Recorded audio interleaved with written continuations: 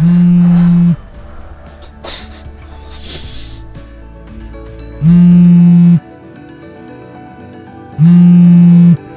all in a time where internet has become a part of our daily lives. And in such times, children in particular are vulnerable when they use the internet and when they interact with other users who may be complete strangers.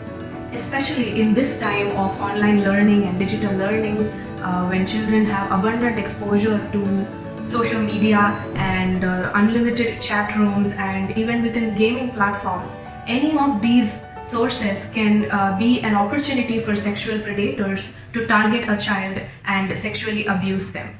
This session is about online grooming of children by sexual predators.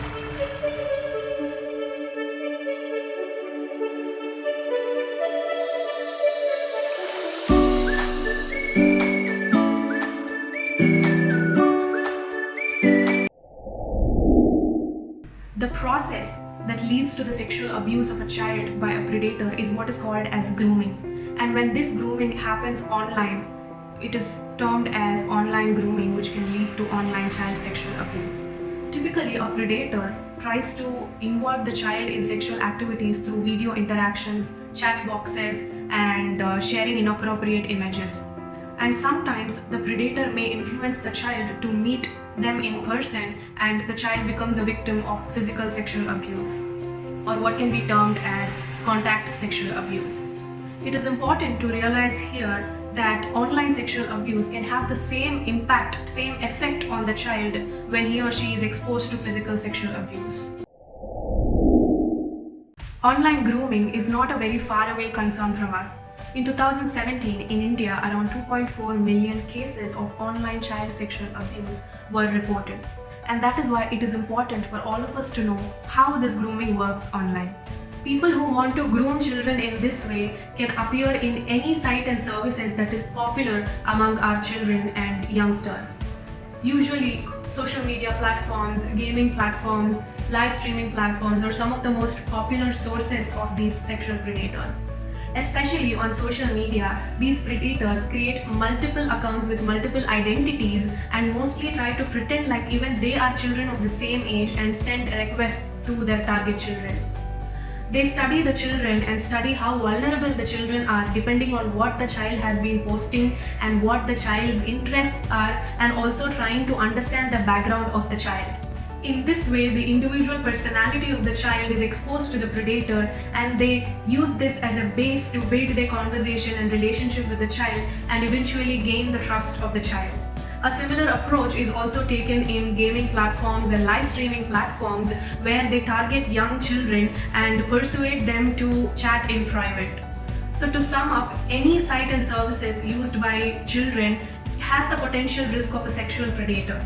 This does not mean that we should panic and not let our children to use them, but rather educate them and make them aware of such instances, and also educate them on how to behave and draw boundaries on online platforms, and especially when talking with strangers. This online grooming is a very complex issue, and many times our children may not be ready to talk about it very easily. Because most of the time the predators would have trained the child to keep it as a secret and not talk about it to anybody. So as parents and caretakers, we can look out for some signs if our child is going through anything abnormal. The first sign is if they have become suddenly secretive. Like I said, the predators train the children to maintain this relationship as a secret. Another sign that we can look forward to is if they have become upset and withdrawn suddenly. Usually when children encounter such relationships, they feel trapped, or they feel like they are not able to comprehend what is happening, which makes them upset and withdrawn. Another sign is to see if they are distracted most of the time. Usually such relationships are very overwhelming, and children may feel like they are distracted, and children are very preoccupied with a lot of thoughts in their head.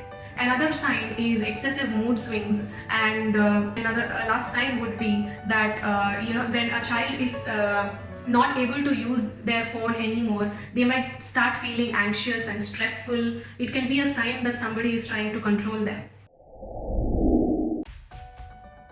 So as parents and caretakers, it is our duty and responsibility to make our children aware of such instances. It is important to educate them about child sexual abuse and make them aware of such people who can be possible predators, and also create boundaries and restrict sharing personal information on online platforms. Along with this, it is also important from our side that we create a safe platform, safe space for children where they can come and talk to us without any hesitation and discomfort.